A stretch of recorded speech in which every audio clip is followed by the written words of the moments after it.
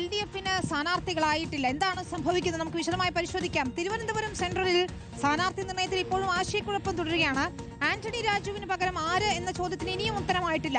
LDF സ്ഥാനാർത്ഥി പ്രഖ്യാപനം ഏതായാലും തിരുവനന്തപുരത്ത് ഇന്ന് ഉണ്ടാവില്ല എന്നാണ് അറിയുന്നത്. താനൂരിൽ ലീഗിന്റെ സെക്രട്ടറി VK-യും ഷാഫിയുമായി ചർച്ച നടത്തിയെന്ന് അറിയുന്നു. കാസർഗോഡ് മണ്ഡലത്തിൽ സ്ഥാനാർത്ഥിയെ പ്രഖ്യാപിക്കാതെ LDF ഷാനവാസ് പാദൂരിനെ മത്സരിപ്പിക്കാൻ അവസാനവട്ട ശ്രമങ്ങളാണ് നടത്തുന്നത്. ഹരിമോഹനും അരുൺ പുപ്പറമ്പയും സോണൽ കൃഷ്ണയുമാണ് ചേരുന്നത്. നമുക്ക് ആദ്യം ഹരിയിലേക്ക് പോകാം. ഹരി, തിരുവനന്തപുരം സെൻട്രൽ ഒരു കീറാമുട്ടിയായി മാറുകയാണോ? പല പേരുകളും ഉയർന്നു വന്നെങ്കിലും, പ്രത്യേകിച്ച് ആന്റണി രാജു പല പേരുകളും നൽകിയെങ്കിലും അതൊന്നും പരിഗണിച്ചിട്ടില്ല CPIM. എന്താണ് തുടർ നീക്കങ്ങൾ? അവിടെയും ഒരു പൊതു സ്വതന്ത്രൻ എന്നതിലേക്ക് പോകുന്നുണ്ടോ? അതോ പാർട്ടി ഏതായാലും CPM ഏതായാലും ഈ സീറ്റ് ഏറ്റെടുക്കില്ല എന്നാണ് പറയുന്നത്. എങ്കിലും അവസാന ഘട്ടത്തിൽ ഒരു സ്ഥാനാർത്ഥിയെ കിട്ടാത്ത അവസരത്തിൽ എന്താണ് പുനരാലോചനകൾ? വിനീത, സീറ്റ് ഏറ്റെടുക്കുന്ന കാര്യത്തിൽ ഇനിയിപ്പോൾ അങ്ങനെ ഒരു ചർച്ചയിലേക്കോ അല്ലെങ്കിൽ സീറ്റ് എടുക്കാനുള്ള തീരുമാനത്തിലേക്കോ പോകാനുള്ള സാധ്യതയില്ല. പക്ഷേ ആന്റണി രാജു മുന്നോട്ട് വയ്ക്കുന്ന പേരുകൾ അത് പോരാ എന്നുള്ളതാണ് CPM ചൂണ്ടിക്കാണിക്കുന്നത്. കാരണം ആന്റണി രാജു ഇതിനോടകം തന്നെ പാർട്ടി അംഗങ്ങളായ, അതായത് ജനാധിപത്യ കേരള കോൺഗ്രസിന്റെ അംഗങ്ങളായ 2 പ്രാദേശിക നേതാക്കൾ, തിരുവനന്തപുരത്ത് നിന്ന് തന്നെയുള്ള 2 നേതാക്കളുടെ പേരുകൾ ചൂണ്ടിക്കാണിച്ചിരുന്നു. പക്ഷേ ആ പേരുകൾ CPM അംഗീകരിക്കുന്നില്ല എന്നുള്ളതാണ് അതിനകത്ത് ഏറ്റവും പ്രധാനപ്പെട്ട ഒരു പ്രശ്നം.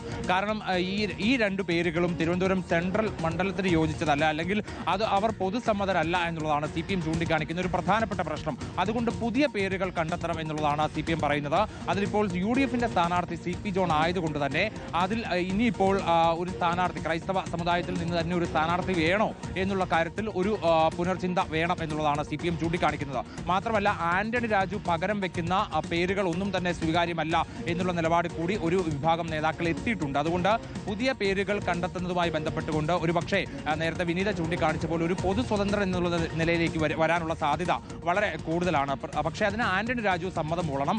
ആന്റണി രാജു അനുവാദം നൽകുക, അല്ലെങ്കിൽ ആന്റണി രാജു അതിനോട് സമ്മതം പ്രകടിപ്പിച്ചാൽ മാത്രമേ CPM-നും ആ സ്ഥാനാർത്ഥി സാധ്യതയുമായി മുന്നോട്ട് പോകാൻ കഴിയുകയുള്ളൂ എന്നുള്ളതാണ്. ഇതിനിടയ്ക്ക് RJD വിട്ട് സുരേന്ദ്രൻപിള്ള BJP-യുമായി ചേരുന്നു എന്നുള്ള ചില വാർത്തകളൊക്കെ തന്നെ വന്നെങ്കിൽ പോലും സുരേന്ദ്രൻപിള്ള ആന്റണി രാജുവുമായിട്ടും സംസാരിച്ചിരുന്നു. പക്ഷേ സുരേന്ദ്രൻപിള്ള വേണ്ട എന്നുള്ള നിലപാട് ആന്റണി രാജു എടുത്തതായിട്ടാണ് അറിയുന്നത്. അതുകൊണ്ട് CPM ഇനി ആ ഭാഗത്തേക്ക് തിരിഞ്ഞു നോക്കുന്നില്ല. അതായത് സുരേന്ദ്രൻപിള്ള LDF-ന്റെ സ്ഥാനാർത്ഥി ആകില്ല എന്നുള്ളത് ഏറെക്കുറെ ഉറപ്പായി കഴിഞ്ഞു. സുരേന്ദ്രൻപിള്ള അങ്ങനെ ആവുകയായിരുന്നെങ്കിൽ അതൊരു പൊതു സ്വതന്ത്രം എന്നുള്ള നിലയിലേക്ക് വരികയോ അല്ലെങ്കിൽ ജനാധിപത്യ കേരള കോൺഗ്രസുമായി ചേർന്ന് നിൽക്കുകയോ ചെയ്യുന്ന ഒരു നിലയിലേക്ക് കാര്യങ്ങൾ എത്തിയാണ്. എന്തായാലും തൽക്കാലം ആ പേരുകളൊന്നുമില്ല. ഇനി പുതിയ പേര് കണ്ടുപിടിക്കുക എന്നുള്ള ഒരു ഭഗീരഥ പ്രയത്നമാണ് CPM-നെയും ആന്റണി രാജുവിനെയും സംബന്ധിച്ചുള്ളത്. അത് എന്തായാലും ഇന്ന് അക്കാര്യത്തിൽ ഒരു തീരുമാനം ഉണ്ടാകില്ല എന്നുള്ള കാര്യം ഉറപ്പായി കഴിഞ്ഞു. ആ ചർച്ചകൾ ഇപ്പോഴും നടക്കുകയാണ്. ഇനിയിപ്പോൾ പുതിയ പേര് കണ്ടെത്തിക്കൊണ്ട് ആ പേരിന് ആന്റണി രാജുവും CPM-ഉം ഒരേപോലെ അംഗീകാരം നൽകണം എന്നുള്ളതാണ് നേരിടുന്ന ഏറ്റവും വലിയ പ്രതിസന്ധി.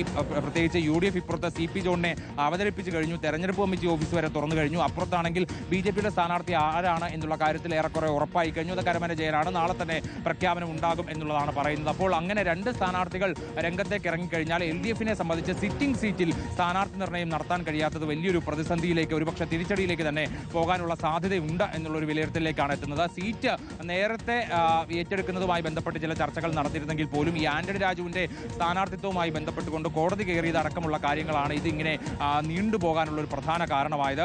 ഈ സ്ഥാനാർത്ഥിയെ, ഒരു പുതിയ സ്ഥാനാർത്ഥിയെ കണ്ടെത്താൻ വൈകിയതും ആന്റണി രാജു വരുമോ ഇല്ലയോ എന്നുള്ള കാര്യം തീർച്ചപ്പെടുത്താൻ വേണ്ടി കാത്തിരുന്നത് കൊണ്ട് തന്നെയാണ്. എന്തായാലും ആന്റണി രാജു വരില്ല എന്നുള്ളത് കാര്യം തീരുമാനമായതിനു ശേഷമാണ് പുതിയൊരാളെ കണ്ടുപിടിക്കാനുള്ള ഒരു പ്രയത്നം തുടങ്ങിയത്. പക്ഷെ അതെന്തായാലും പൂർത്തിയായിട്ടില്ല വിനീത.